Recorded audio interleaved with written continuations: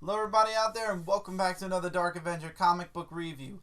Before we get into the books this week, or this episode I should say, I want to make a few mentions of a couple of things. If you have not seen the weekly comic book haul, episode 105, which was literally 3 videos back, I would highly recommend going to check that out because I did a couple of mentions and announcements about what's going to be going on for the month of December as we see that the books that were released in this video, Mike, were released what date? December 2nd, 2015, the first week of December. Which was 2 weeks ago now. As we see the books are coming late, we've made mention of how reviews are going to be from next episode on, which is going to be most likely all digital, at least for the rest of the month of December. There's also updates for other videos on this channel, scheduling, and December is a very busy month, so just a little disclaimer on what's going to be going on at least for the next 3 weeks until we get into the new year. Nothing bad, just, mentions about, like I said, the reviews probably being all digital for a little while, and just video scheduling for other series. So if you can, please do check out episode 105 of the weekly comic book haul. I believe I only talked about it for 5 minutes just to let you guys know what's going to be going on for the next couple of weeks. And yeah, so this is going to be possibly, I mean, if miracles happen, this is possibly going to be the last review for the next couple of weeks that you're going to be seeing physical books. We held off this review for a couple of extra days to make sure we had our books to show you guys. So, this might be the last time Mike gets to sit in front of the camera until the very end of the episode, but unfortunately shipping is what it is. Anyway, without further ado, we got a nice amount of books this week. This is going to be more of a recap than a review because these books are basically 2 weeks old. So you might notice that this video is super short for the amount of books we're about to do. But yeah, it's going to be more of a recap than a review. So I apologize if you want a more in-depth stuff. If you'd like to go check out Frontline Live last week on Tuesday, I'm sure a lot of the books we're about to talk about here were discussed on there. We didn't make it to Frontline Live last Tuesday, but we will be on tonight, which is Tuesday. Today, this is going up Tuesday morning, Tuesday night, 9:30 p.m. Eastern Standard Time. We will be on Frontline Live, and we will be discussing the books that come out on December 9th, which we will be doing the next episode review, hopefully Wednesday night for Thursday, or for Wednesday night or Thursday morning. Hopefully we can do it early enough, and it'll be up on Wednesday night. But anyway, after that, we should be back on track with the week of the 12th and furthermore. So let's get started, Mike. Alright. Batman and Robin Eternal, issue number 9. I really enjoyed this issue a lot. I like the artwork. Bane makes his appearance in this book with Red Robin and Red Hood. This series has been a pleasant surprise. I'm really liking it. I would definitely recommend it. Avengers, issue number 2. I'm sorry, issue number 2. All New Avengers. All Different Avengers number 2. I love how Nova realizes the person that's attacking the not yet Avengers is actually a person that he thought was dead and thrown into the sun. The story needs a little bit of work. It needs a little bit more, but I'm going to work past this first story arc and see how the second one goes before I make my indefinite judgment about All Different Avengers. Robin War, issue number 1.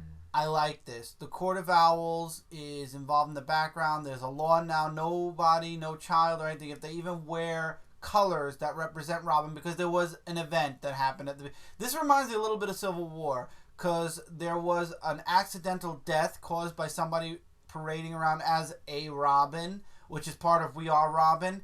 And since that point, Gotham made it a law that anybody wearing Robin, anybody trying to portray Robin, is arrested on the spot. And this pisses off the real Robins and brings Dick back to Gotham. But it turns out this is all somehow connected to the Court of Owls, and the Court of Owls wanting to bring back the Nightwing. This looks really interesting, and I'm glad I decided to check this out. All New Inhumans, issue number 1.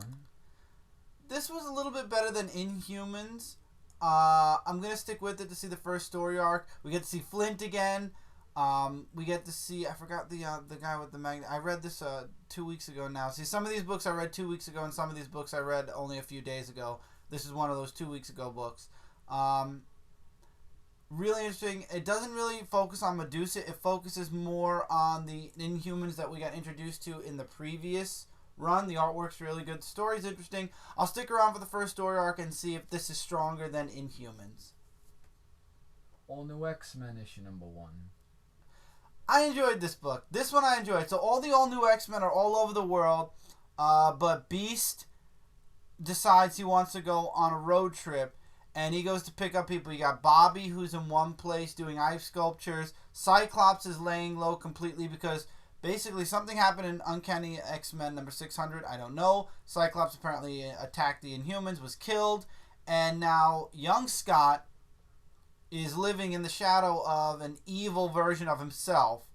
And he goes undercover. He doesn't want to use his powers. Nothing. He's just trying to live a normal life. Kind of like what Jean was doing with Extraordinary X-Men, except he's doing it on his own. So, something happens where you got these vigilante mutants wearing Cyclops' bandanas across their face. And he's kind of forced to use his abilities, and everybody finds out, hey, this is Cyclops. But that's when the All New X-Men show up. I really like this issue. I'm definitely sticking with All New X-Men. This is a really great title. X-23 and Angel are already with Beast at the beginning of the issue. That's why I'm not mentioning them. But I'm really excited to see where this book's going. Extraordinary X-Men number 3. I like this. This was Jean convincing Old Man Logan that he should him and her need to rejoin the X-Men, who are stuck in limbo, fighting these demonic beings because something happens to magic, and the barrier that's protecting X-Haven from limbo is broken. So we still don't know where Magic or Colossus are, but we just get this epic fight between the X-Men and the demons, and then at the end of the issue, Old Man Logan and Jean show up. What's going to happen next? Humberto Ramos' artwork is amazing in this book. This book is one of my... I swear to you guys, I don't understand. Maybe it's because Cyclops died. I don't know. I love how they did the 180, though, where Magneto's kind of not a good guy, but he's an anti-hero, and now Cyclops kind of died the way Magneto should have.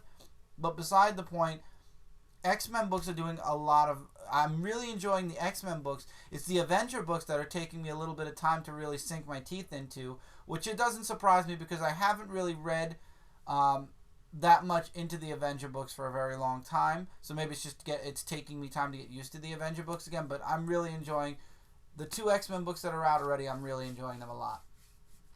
The Totally Awesome Hulk, issue number 1. Amadeus Cho is the Hulk. We don't know how that happened yet. We do get a bit of a flashback of Bruce Banner as the Hulk, but we still don't know how Cho got the abilities, but he does have them. There's an attack on a beach with a 2-headed turtle, and Cho apparently has the ability to control the Hulk, except when he becomes the Hulk, he becomes a bit of a show-off / horn dog when it comes to the girls. It's good. You see that he does lose a bit of control when his sister brings up Bruce Banner's name, but then he quickly regains control, and then the ending shows him kind of dreaming, and it shows him driving in a car, and the Hulk is in the trunk, taped up, but you can see that it's in waiting. So at some point, I have a feeling the Hulk is going to attempt to break free from Cho's control, because nothing can control the Hulk, let's be honest. And that's going to be interesting to see when that happens. I enjoyed this issue. I did enjoy the ending with Cho and She-Hulk, where he's making fun of She-Hulk. He's like, she's 40 about, right? He's kind of the childish version of the Hulk. I would love to see Red Hulk versus Amadeus Cho Hulk at some point. Hopefully we'll get that. I haven't seen Red Hulk in a while, since I believe the Thunderbolts. I haven't seen Red Hulk. So hopefully we'll see him again. This was an interesting issue. I'm going to stick around for a bit. I like the artwork as well. DareDevil issue number 1. No. I was brought into Daredevil through Mark Waid's previous 2 runs. I tried this one out. Number 1, I was not really a fan of the artwork. Number 2, as much as I enjoyed Charles Soule's Death of Wolverine and a few other series that Charles Soule has done, this is definitely a darker toned Daredevil, I mean, down to Foggy saying, this is the last time I'm helping you. And it's like, I feel like I went from one extreme, which is the extreme I like Daredevil in, to another. And it's too, I feel like we went and did too much of a 180. Now, granted, thank God this happened after Secret Wars, or else I believe the transition between Wade to Soul would have been a lot harder to pull off. So you got kind of the reasoning of, well, Secret Wars just happened, so this is what happens 8 months later kind of deal. If that wasn't the case, I'd say this was a humongous problem, but it's months later, things have changed, attitudes apparently have changed, and I'm not invested in this series, so I probably won't be reading Daredevil anymore. I'll be waiting for Mark Waid's run on Black Widow instead. I love Mark Waid's run of Daredevil. I still to this day recommend both volumes. He did 2 volumes of Daredevil, both basically part of the same volume, but they separated them for some reason. They renumbered it. I would recommend those. Other than those runs, I've never read Daredevil, and it seems like Daredevil's falling back into the category of my non-interest category. So, I'm not going to be reading Daredevil for a while. The story is interesting, though. If you like Daredevil the original way before Wade took over, if you like a darker tone Daredevil, kind of like the Netflix, a little bit darker in my opinion, go for this series. You might like it. Me personally, I'm disinterested in it. We don't know what happened to the girlfriend. We don't know why he's back in New York. I don't dig the black costume. There are too many things that I just wasn't enjoying. So by the end of the issue, I'm like, I think, yeah, I'm done with Daredevil. So I'm going to put it on the shelf for a while. And there's one book digitally by me, but I'll come in front of the camera after I show this. Red Wolf, issue number 1. I did skim through that, so I'll let you talk about it. Do you remember the main character's name? Because I can't remember. No, but I know this takes place after the Secret War event because Steve Rogers is dead. Yeah, Steve Rogers dead after the whole thing that happened in the 1942 comic book with the Western thing. So, basically, I'll just call him Red Wolf. He's the new sheriff of the town now, since Steve Rogers is dead. So, what's going on is that he wants to aid his mother because she's feeling a little bit ill. And there's this magic entity that came into their town that hurt 2 people. And he doesn't know what it is, so basically he sends one of the kids to go with him. That's like his guide. Basically, like to report weddings and stuff like that, or to tell him to be on the lookout for stuff.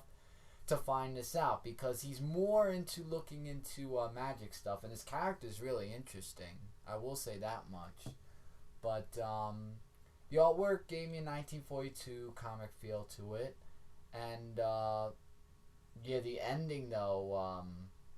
I mean, I'm sure that if they read this already, he gets shot, but we don't know what happened to his mother after the whole big white flash happened, which is where magic was involved. So. And he ends up in the present. Apparently.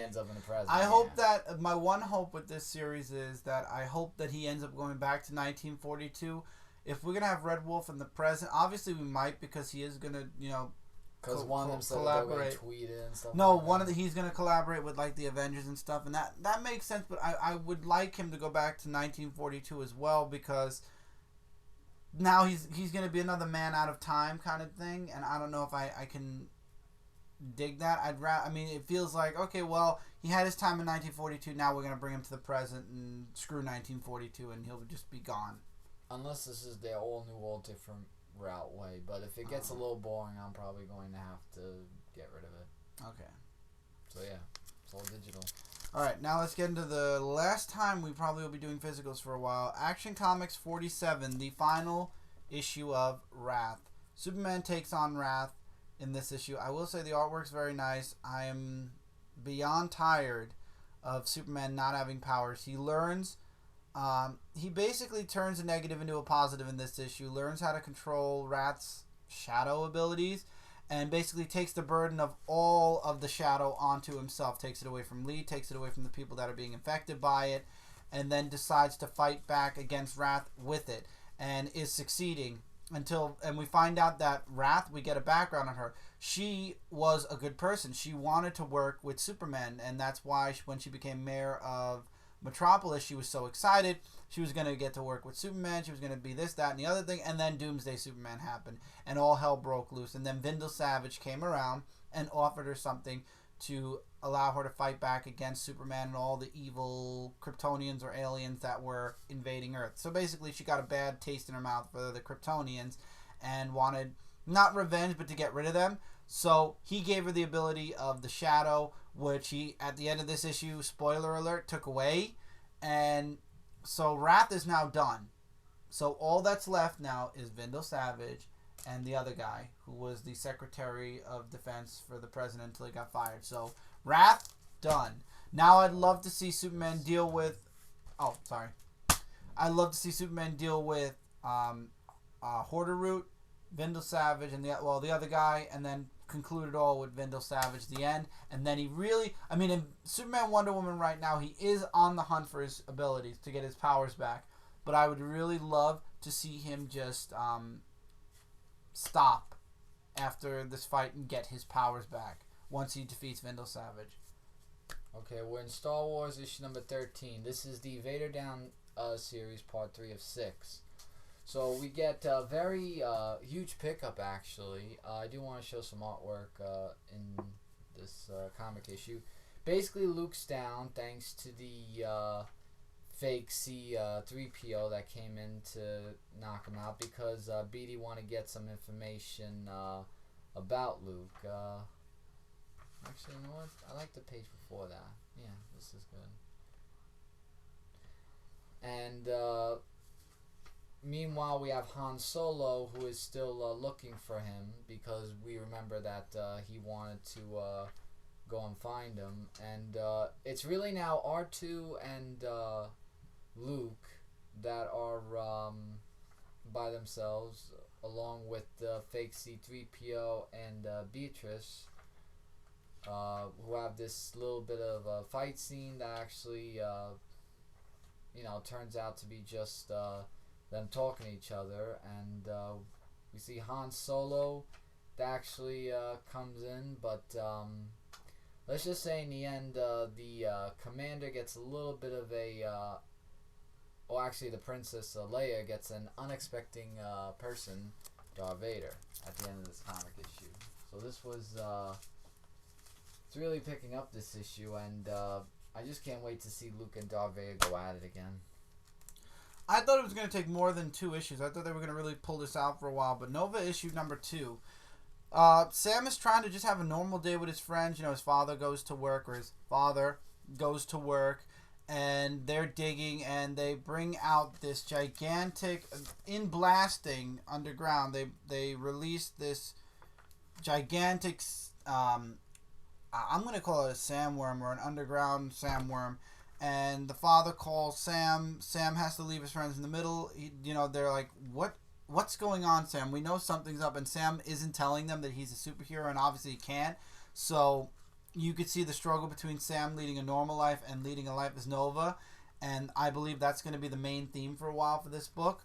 But they Nova out. They try to stop the sandworm. But then what I find interesting is the sandworm knocks Sam's father down, and Sam looks at the dad, and apparently something happened to his father's face, and Sam is kind of horrified by it, and he's like, what's going on? Who are you? And he's like, don't worry about me right now. I'll explain everything later. Go stop go stop the monster. And Sam does stop the monster, but when he goes back to confront the person who looks like his dad, at least, or whatever's going on with his dad is going on, he's gone. So I guess we're going to be dealing with the dad problem with the first story arc. This might lead into maybe Sam has to go find his dad again. Maybe his dad disappeared. And if that's the case, I'm kind of a little let down because, it took a whole volume for him to find his dad. And now, again, it's like, well, you kind of didn't find your dad. You found somebody else instead, or your dad was kidnapped again. And that's kind of like, I don't want that to be the route for Sam Alexander. I want him to actually become, a established superhero in the Marvel Universe, not a superhero who's also looking for his dad. This I found interesting. Spidey issue number 1. Yeah, I decided I'm reading Amazing. I'm reading 2099. I'm good. Oh, all right. Well, basically, while I was looking through this book, I like really, the artwork. Yeah, the artwork I have to say was really amazing. And as always, talked about his origin and with his uncle Ben. I think they really messed up the origin a little bit. They did in some ways switch around, but I thought that the origin was, in a sense, a little bit 100% like. I mean, the Gwen Stacy, they're obviously sticking with the movies probably nowadays. And then when he goes to Oscorp to find some stuff, Dr. Otto Octavius comes in and he attacks everything in This Oscorp. easily could have been the ultimate Spider-Man in a way. It could have been, yeah. And then after the whole Doc Ock thing happened, he just goes back to his Aunt May. And then at Oscorp, we get a little bit of a Norman going into the Green Goblin mode. So basically, this is when Norman goes to Green Goblin. From what I see in the next issue, this looks like he's fighting Sandman. Mm-hmm. So I'm guessing this might take place at the beginning of when he became Spider-Man. It is. No, because we believed it was Spider-Man versus Green Goblin. Now they're saying it's Spider-Man versus Doc Ock. Well, they're probably building up Green Goblin. In a way, yeah, because there's a lot of Green Goblin things happening in the other book, but we'll get to that next time. This book I could sum up with the last page. That last page was the best. And I'm not spoiling the last page even though it's 2 weeks old. Green Lantern 47. Hal goes back to Earth to see his brother and his family, and that's basically the gist of this episode. However, something's going on in space. And I so don't want to spoil it, but I know a lot of people are already commenting about it and talking about it. We all know that after Convergence, a lot of the old DC characters spread out across the multiverse, and there were several of them. Apparently, when Hal goes to meet his brother and his family, an explosion happens. Something about Mordu, or whatever. One of his brother's kids gets hurt. He gets a haircut, by the way. The brother insists that if you're going to come see my kids, you're getting a haircut first. So he gets a haircut, and like I said, the incident happens. Howard gets hurt, and then we jump into space. And the last page, it looks like somebody from Convergence has decided to also stay in the new DCU universe.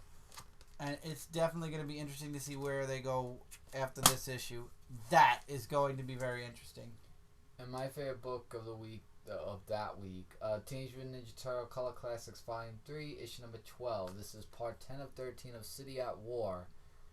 I've got to admit, this issue had so much of a great adventure in this one. Like, totally, like, just all over the place. Like, we have the Turtles who are now teaming up with the Foot Clan because of what happened in the last issue. We have Casey Jones who is fighting off against these thugs, and he just takes them on, like remembering from what the Turtles have taught him to get his car back. And we have Master Splinter who is back on his feet, and that's free. And we find out the Rat King isn't really alive. Well, no, the Rat King actually died, but they already know that. And then we have April and Robin who go back to April's, what used to be a store, thanks to the Foot Clan who burned it and everything. And she just wants to get far away from that because she doesn't want to remember the memories and stuff. And ironically, that's where the Turtles are. Yeah, and ironically, like I was going to say, that's where the Turtles are with Kyrie, who is just saying that this is where the Shredder reappeared, and this had to be this place that you had to see him, basically, with all the other stuff. But we get some visitors that come and face the Turtles, and looks like the next issue is going to be Turtles against more than one of the what issue? The Shredder League. Yeah, what issue is this out of? How many this is? This is 10 of 13, so there's three more parts to go. Until City and of to War be honest, concludes. the last part is more of a... Okay, the City at War is over, so there's really 2 more parts to City at War. And then we go into the actual... Okay, we're done. Next part. Sorry. really quickly, let me just fix this so that doesn't happen again, and then I'll get into the last book. Okay. Invincible Iron Man, issue number 4. Cover's misleading. Number 4, those number... 4. Oh, 4, oh. Cover's misleading. Mary Jane does show up in this episode, in this issue. I almost said episode. But it's the last couple of pages. Apparently, it opens up with Iron Man fighting the ninjas from the previous issue that were supposed to attack and kill him.